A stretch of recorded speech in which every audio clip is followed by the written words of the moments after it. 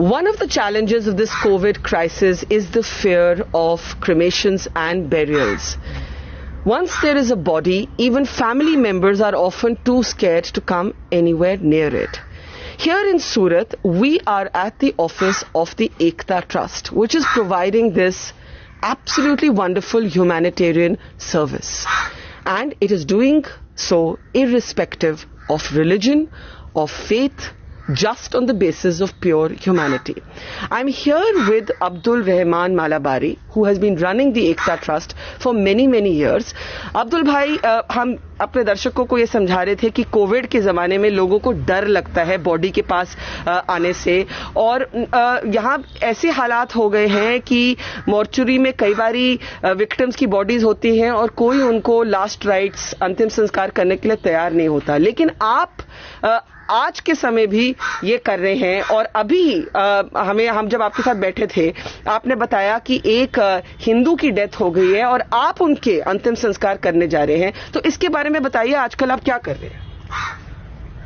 दरअसल मैडम, सूरत के अंदर हम लोग लावारिस लाशों का अंतिम संस्कार का काम तो कर ही रहे थे। यहाँ पर जब ये कोविड की महामारी की बात चल रही थी, सूरत महानगर पालिका ने हम पर भरोसा किया और कोविड की डेड बॉडी को अंतिम संस्कार करने का काम हमें सुपुर्द किया, जिसको हम बखूबी निभाने की कोशिश कर रहे हैं।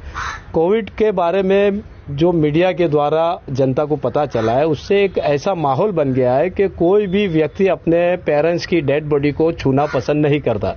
उसे ऐसा लगता है कि अगर मैंने उसे छू लिया तो मुझे भी इसका पॉजिटिव अंजाम भुगतना पड़ेगा, और उसके सामने विकल्प में वो देख रहा है कि जो सारवार, जो इलाज किया जा रहा है, वो इलाज इतना कैपेबल नहीं है या तबीबों से उसे इतना संतोष नहीं मिलता, तो वो एक भय का वातावरण बन चुका है कि अगर अस्पताल में मेरा आदमी गया तो वो जिंदा बचने वाला नहीं। ऐसी सूरत में वो तमाम डेड बॉडीज को उनके धर्मों के एतबार से हमें डिस्पोज करना पड़ता है।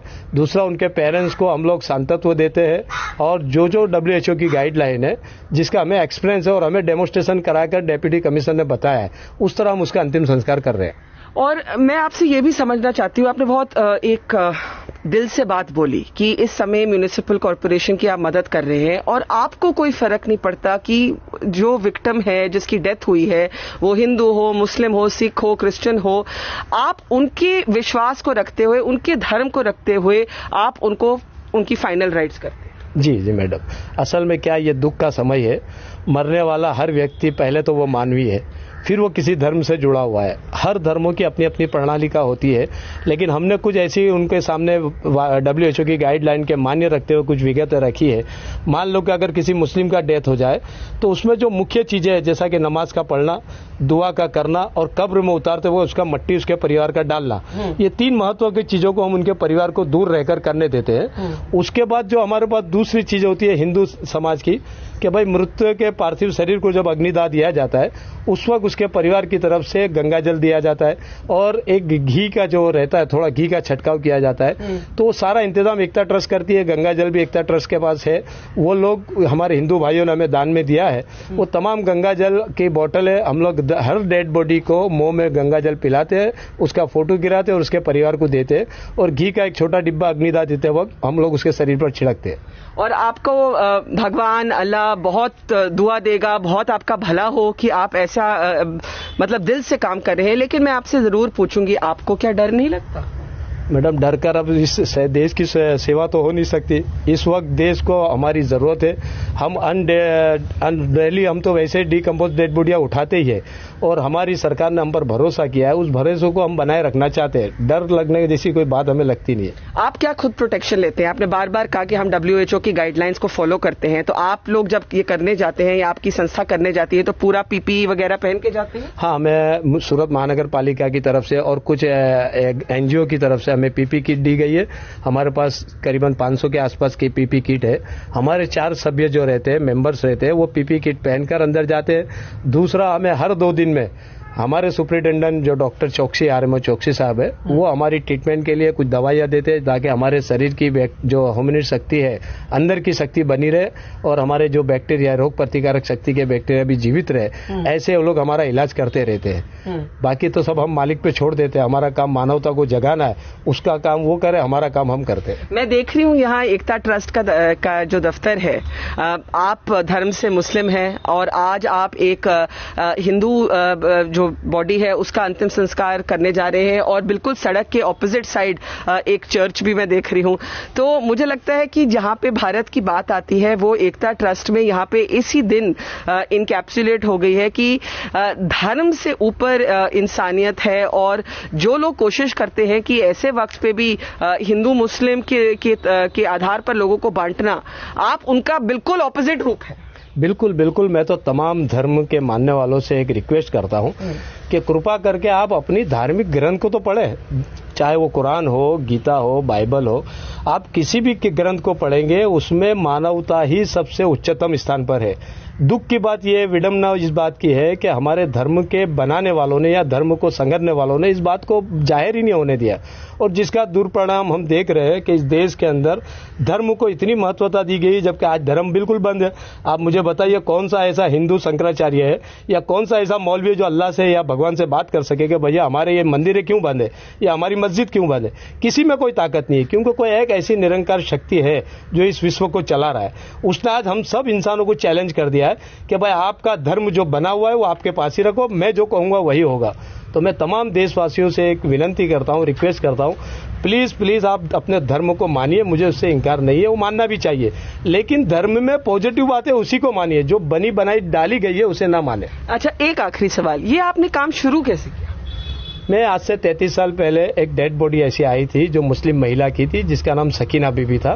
वो सूरत के करीबन 70 किलोमीटर दूर कोसंबा गांव की रहने वाली थी। उसके बेटों को जैसे पता चला कि हमारी मम्मी को HIV एड्स हुआ है, वो छोड़कर भाग गए, क्योंकि उस वक्त HIV एड्स को बहुत बड़ी बीमारी माना जाता था। वो डेड बॉडी करीबन 15-20 दिन तक डिकम्पोज हो गई, उसमें कीड़े पड़ गए, जीवात पड़ गए। तब आरएमओ जो PK पटेल डॉक्टर साहब है, उन्होंने पेपर में एक ऐड दी कि भाई ये मुस्लिम बॉडी पड़ी है, कृपा करके आप इस बॉडी का अंतिम संस्कार मुस्लिम धर्म के लोग करें। मैं जब उस बॉडी को देखने गया तो करीबन उस वक्त मुझे 22-23 दिन हो चुके थे डेड बॉडी को देखे हुए। हजारों कीड़े उसके डेड बॉडी पर घूम रहे थे।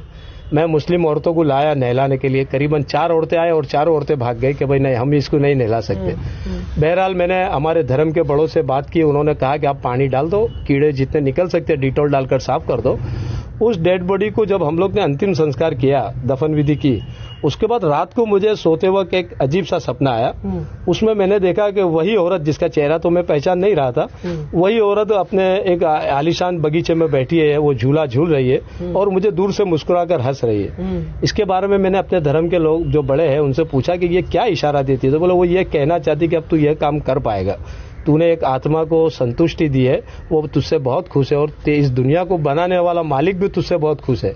तो मुझे वहीं से फीलिंग शुरू हुई और हमारे शफी भाई बिस्मिल्लाह होटल वाले जो पिछले 50 सालों से उनके पिताजी भी ये काम कर रहे थे, मैंने उनका कांटेक्ट किया और उनसे बात की, तो उनको भी ये मेरा आइडिया अच्छा लगा कि नहीं भाई इसके लिए एक NGO का होना चाहिए। और हिंदू मुस्लिम सब जो मेरे दोस्त लोग थे उनको बात की और NGO की शुरुआत हो गई।